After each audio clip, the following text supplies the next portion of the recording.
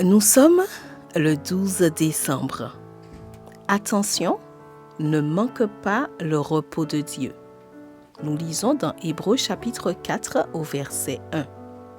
Craignons donc, tant que subsiste la promesse d'entrer dans son repos, que l'un de vous ne semble l'avoir manqué.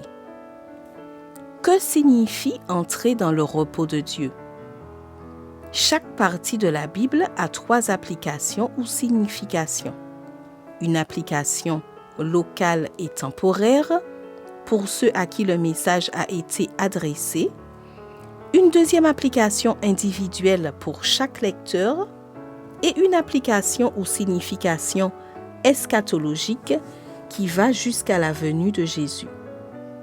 L'Épître aux Hébreux a été écrite à l'attention de Juifs convertis au christianisme qui avaient du mal à accepter certaines vérités de la nouvelle foi, au point parfois de revenir à leurs croyances d'origine.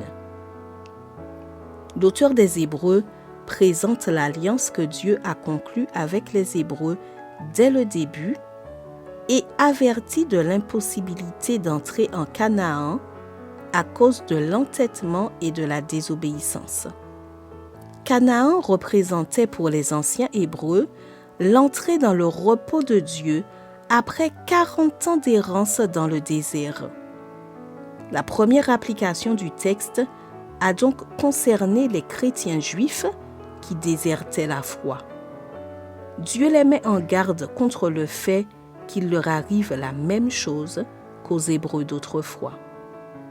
En application individuelle, la deuxième, toi et moi risquons de tomber dans le péché et de perdre le repos de la Canaan céleste. N'ignorons pas les leçons des Hébreux. Nous sommes candidates pour jouir d'un paradis de repos parfait, complet et éternel. La troisième application nous concerne également toi et moi. Nous pouvons commencer à nous réjouir du calme et de la quiétude divin. Le repos hebdomadaire du sabbat est un avant-goût de ce repos permanent qui nous attend. Vivons en paix, évitons les conflits et l'anxiété. Peu importe l'intensité, la difficulté ou la précarité de la vie, peu importe qu'elle soit remplie de souffrances, elle est temporaire. Un autre monde nous attend. Regardons les circonstances qui nous entourent avec des yeux d'espoir. Puisons dans l'héritage que Jésus nous a laissé, car son legs était « Je vous laisse la paix, je vous donne ma paix ». Que personne ne dérobe notre héritage de paix. Vivons chaque jour une partie de cette bénédiction exquise.